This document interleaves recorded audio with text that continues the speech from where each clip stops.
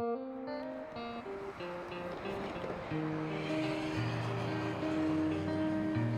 simmer down south. Hi, welcome to Mel's. Today's specials are an open-faced turkey sandwich with gravy and a double bacon burger with a bacon brownie. Bacon on a brownie? Crumbled up little bits baked on top.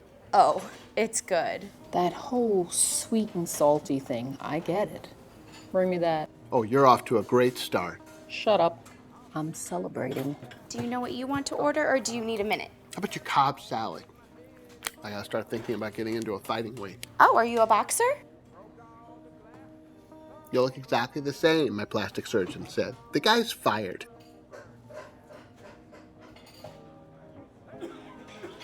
Are you that actor? Well, I'm an actor. I don't know if I'm that actor. You're...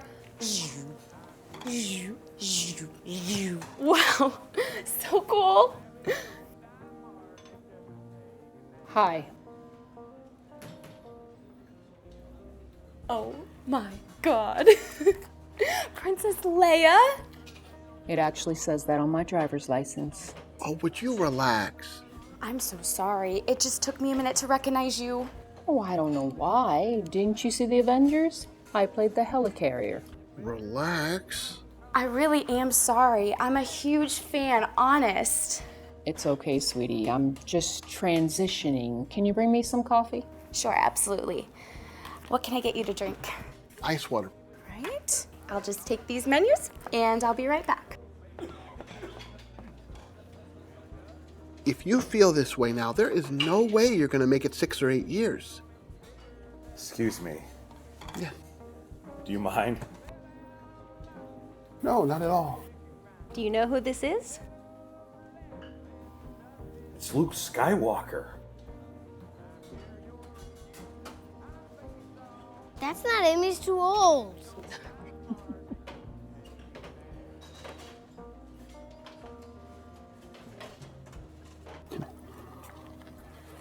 I'm actually Luke's grandfather.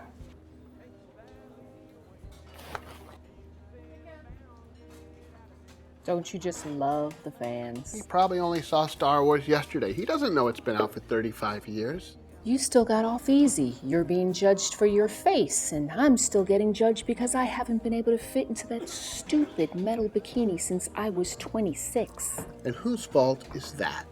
Oh, great. Not you two. You know I love you, but there's a billion guys out there that still have fantasies about you in that bikini. Love it or hate it, sister, you and I eat out every day because a generation of people fell in love with who we were. What are we going to tell them? The truth.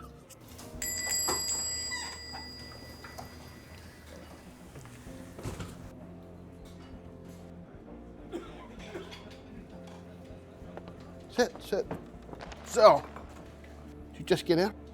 Yeah. I flew my citation into Little Butte to meet you guys here. And then later on, I'm going to borrow a Bell 407 and fly down to Santa Monica. I had some meetings this week, some ADR. ADR on what? On Ender's Game. Oh, Ender's Game. Is that going to be any good? I hope so. Gavin Hood? Yeah, Gavin directed it. He's wonderful. He did A Reasonable Man, Rendition. Yeah, but he also did that superhero movie, the guy with the mutton chops and the claws. Oh, Wolverine. Yeah, the fanboys did not like that one. Oh, there's this other project I'm working on. It's called 42. I'm gonna play Branch Rickey, the guy who signs Jackie Robinson to play for the Dodgers and breaks the color barrier. You're going to play Branch Rickey? Well, yeah. I mean, I'll use makeup and stuff. Oh, okay.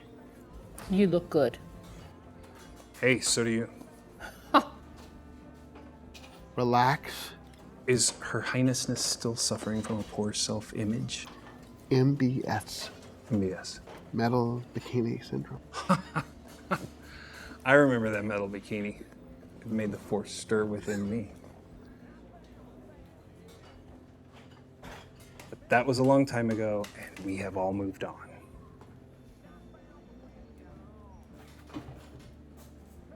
What? We got a call from George. George Lucas? No, George Harrison from Beyond the Grave. Yes, George Lucas. Has he called you? No. Well, George wanted to meet with us. We sat down and talked to him yesterday.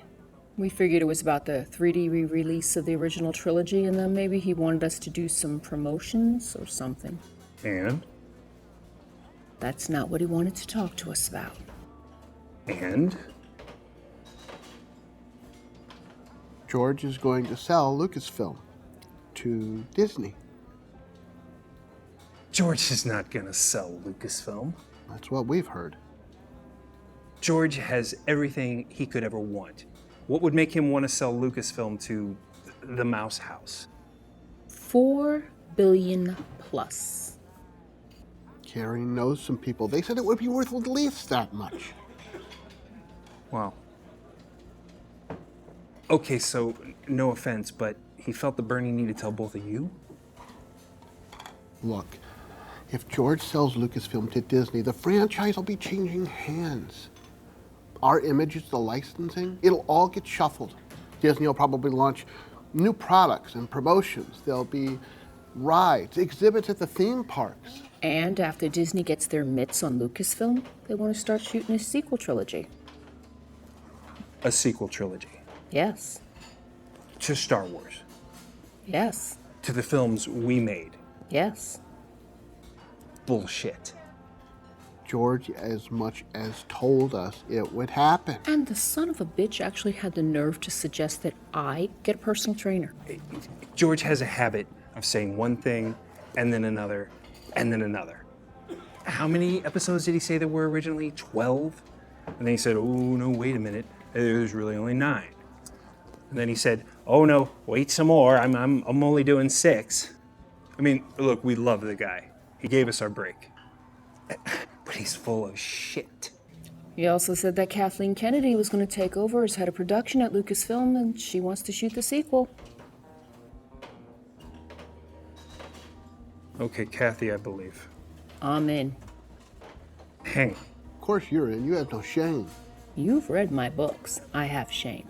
Hang on. Right. The first thing she did was ask George if her daughter could get a part in the new trilogy. First thing out of her mouth. Didn't hesitate. Hang on. Hang on what? Let's not jump right into this. That's easy for you to say. You've had a film career since 1983. I saw Drop Dead Fred. Are you under the impression that I've somehow stumbled half-assed backwards into a film career? I didn't want a film career. The man with one red shoe? Not bad enough to keep your nose out of the shit for any great length of time. We were great in Fanboys. Look, I want another stab at this, a chance to do it right. Oh, really? Do you remember your speech at George's AFI tribute? I have no memory of that. You said something like, every time I look in the mirror, I have to write George a check for $2. A couple of bucks. You know, you have a pretty good memory for somebody that completely forgot. And then you said some shit about being turned into a shampoo bottle that your ex-husband could stick pins into for the rest of your Leia-laden life. That sounds like you. Okay, fine. But since we're revisiting our missteps, aren't you the one that read the script for Star Wars and said to George, you can write this shit, but you can't say it?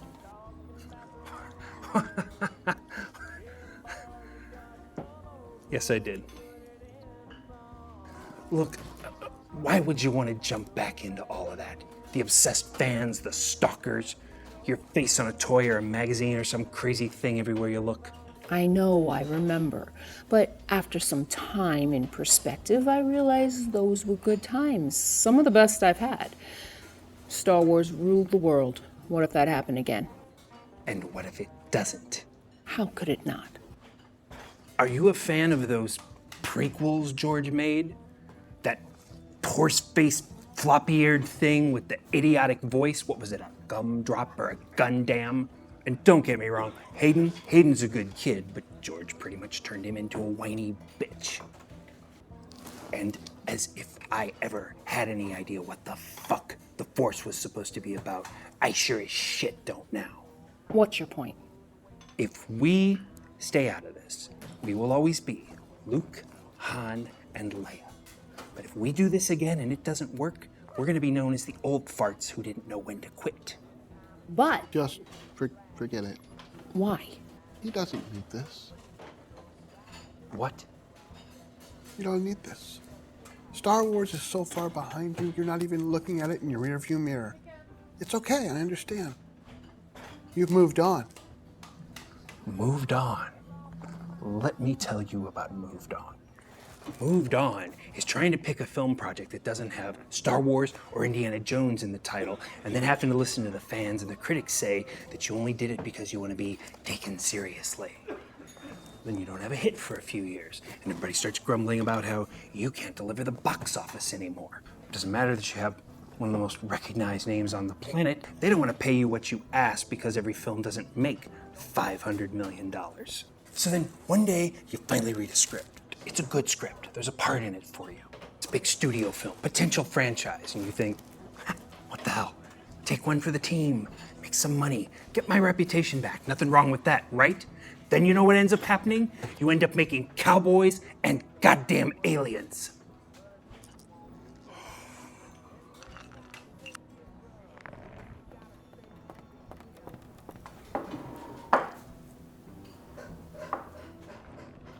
Storing up for the winter? Would you like a menu, sir?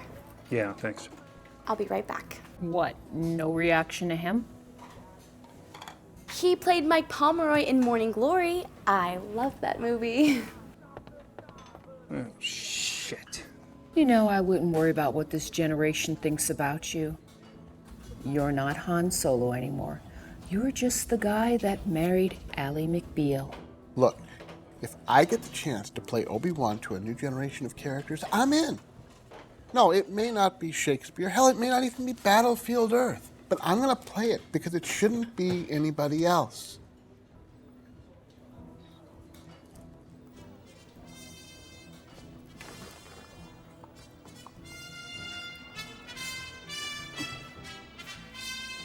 It's George.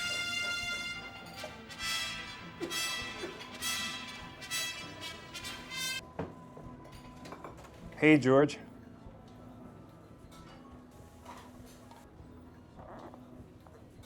Yeah, I think Tuesday would work. Let me call you tomorrow and we'll set it up. Yeah, looking forward to it. Bye.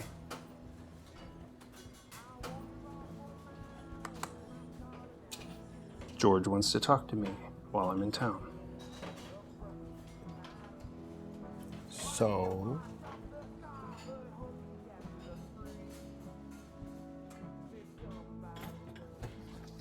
How much money do you think we should ask for?